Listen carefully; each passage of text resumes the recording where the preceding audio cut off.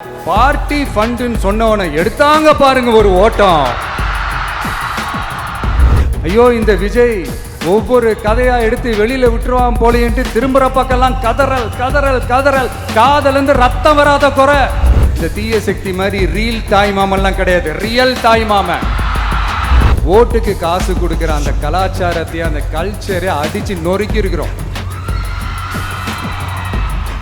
நியாயமான அரசியல் பண்ணுங்க. ஓ அதுதான் உங்களுக்கு தெரியாதுல்ல. என் நெஞ்சில் குடியிருக்கும்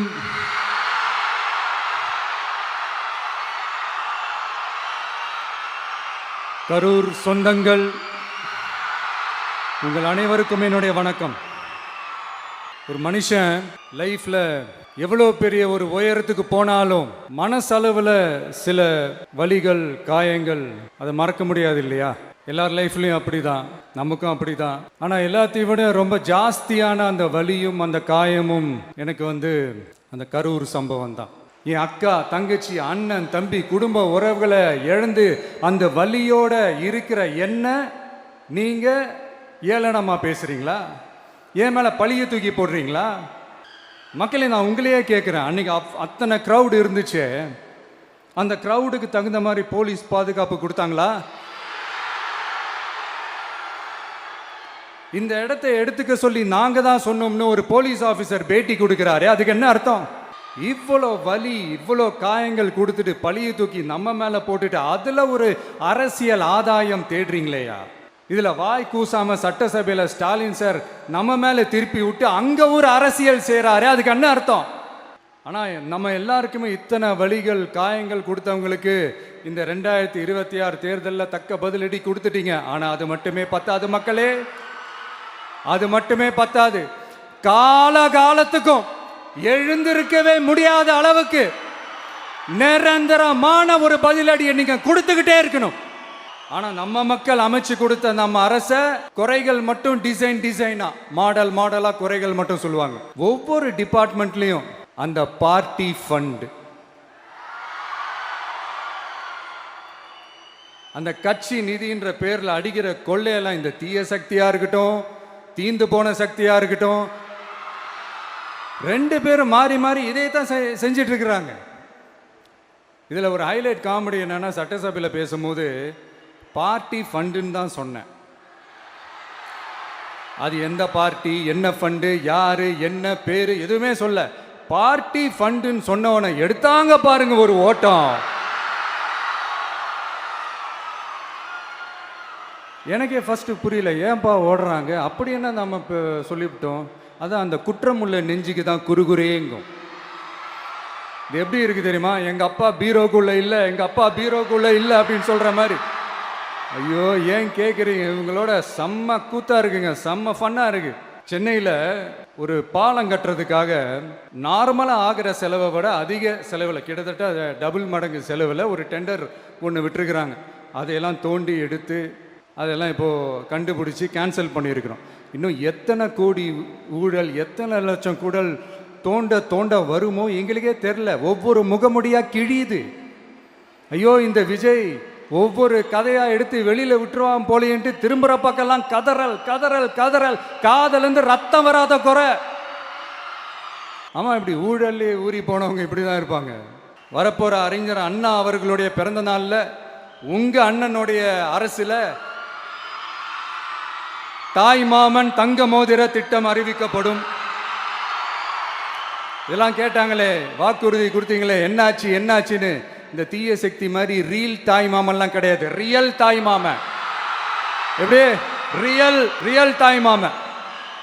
இந்த தீய சக்தியை பத்தி, அவங்க நிர்வாகத்தை பத்தி ஒரு வெள்ளை அறிக்கை ஒன்று வெளியிட்டோம்ல, அது ஷார்ட் அண்ட் ஸ்வீட்டா சொல்லணும்னா, ஒரு ஓட்ட பாத்திரத்துக்குள்ள தண்ணி ஊத்திக்கிட்டே இருந்திருக்கிறாங்க. பாத்திரம் எம்டியாவே இருந்திருக்கு. ஆனா ஊத்தின தண்ணி தான் எங்க போச்சுன்னு தெரியல.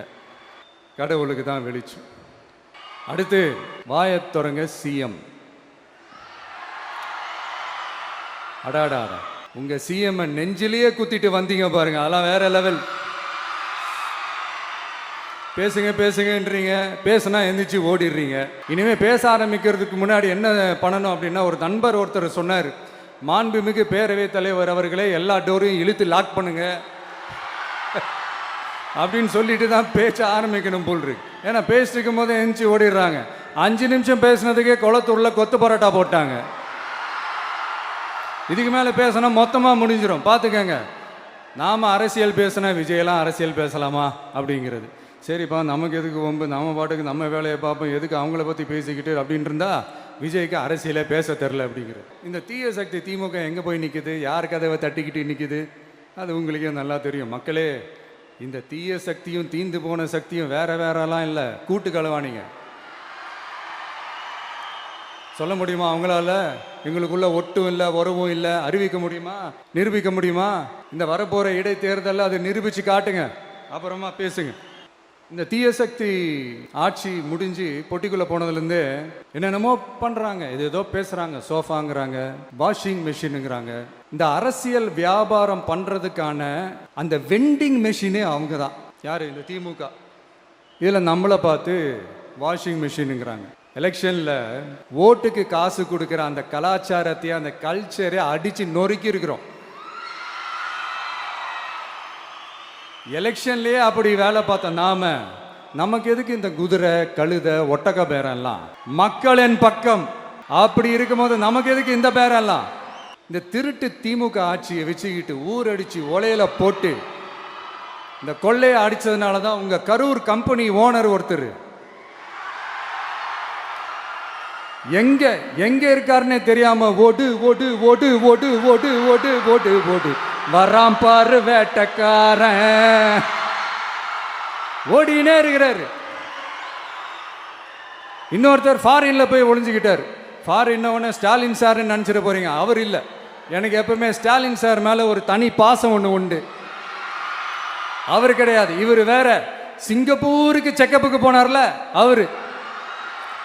இன்னும் தோண்ட தோண்ட எத்தனை பேர் மாட்ட போறாங்களோ தெரில. அதாவது இந்த டிவிகே கட்சியோட தலைவரை எதிர்க்கிறதுல ஒரு நியாயம் இருக்கு. ஏன்னா உங்கள் பொழப்பில் மண்ணள்ளி போட்டான், இந்த ஊழல் லஞ்சம்லாம் பண்ண மாட்டேன்னு சொல்லி உங்கள் அரசியலையே ஒரு தெருமுனைக்கு கொண்டாந்து விட்டான். மக்கள் வேற அவனை தான் நம்புகிறாங்க. ஸோ இந்த விஜயை எதிர்க்கிறதுல ஒரு அரசியல் நியாயம் இருக்குது, அது புரிஞ்சிக்கலாம். ஆனால் இன்னைக்கு இந்த விஜயை மக்கள் ஓட்டு போட்டு ஜெயிக்க வச்சு ஒரு தீர்ப்பை கொடுத்து மக்களுக்காக வேலை செய்யறதுக்காக முதலமைச்சராக உட்கார வச்சிருக்கிறாங்க. என்னமோ இன்னமும் நீங்க தான் ஆட்சியில் இருக்கிற மாதிரி. விஜய் கரூருக்கெல்லாம் போகக்கூடாது, விஜய் இங்க போகக்கூடாது, அது செய்யக்கூடாது, இது செய்யக்கூடாதுன்னு எனக்கு புரியலையே. ஆட்சியில் இருக்கும் போது தான் இவ்வளோ கட்டுப்பாடெல்லாம் போட்டீங்க, எஸ்ஓபிஸ்லாம் போட்டீங்க, ஸ்டாலின் சார் ஆப்ரேட்டிங் ப்ரொசீஜர்லாம் போட்டீங்க. இப்போவும் அதே பண்ணிட்டு இருந்தீங்கன்னா என்ன சார் நியாயம்? இல்லை, நான் தெரியாம தான் கேட்குறேன். இன்னும் கனவுலையே இருக்கிறீங்களா? முதல்ல முழிச்சு வாங்க, ரியாலிட்டிக்கு வாங்க. உங்கள் ஆட்சியெல்லாம் வீட்டுக்கு போய் டிவிக்கேன்னு ஒரு ஆட்சி வந்து ரொம்ப நாள் ஆச்சு. ஒழுங்கா படி என்று சுப்ரீம் கோர்ட் ஓங்கி மண்டேலியே நறுக்கு நறுக்கு நறுக்கு என்று செம்மட்டியாலே அடிச்சும் இந்த திமுக முழிச்சிக்கல அப்படின்னா அப்போ கொஞ்சம் கஷ்டம்தான். வெற்றி தோல்வியெல்லாம் அரசியல் சகஜம் சார். அதுக்காகலாம் வெறி பிடிச்சி இந்த பதவி வெறி பிடிச்செல்லாம் அலைய தேவையில்லை. நல்ல விதமாகவே சொல்கிறேன், நியாயமான அரசியல் பண்ணுங்க. ஓ, அதுதான் உங்களுக்கு தெரியாதுல்ல? இந்த தீய சக்தி திருத்தவும் முடியாது, அவங்களா திருந்துவாங்கன்னு பார்த்தா அதுவும் நடக்க போகிறதில்ல. அதனால் வரப்போகிற இடைத்தேர்தலில் மக்களே இந்த தீய சக்தி திமுகவை நல்லா வெச்சு வெளுத்து விடுங்க. கான்ஃபிடென்ட்டா இருங்க மக்களே, நல்லதே நடக்கும், வெற்றி நிச்சயம். மீண்டும் சந்திக்கும் வரை நன்றி, வணக்கம்.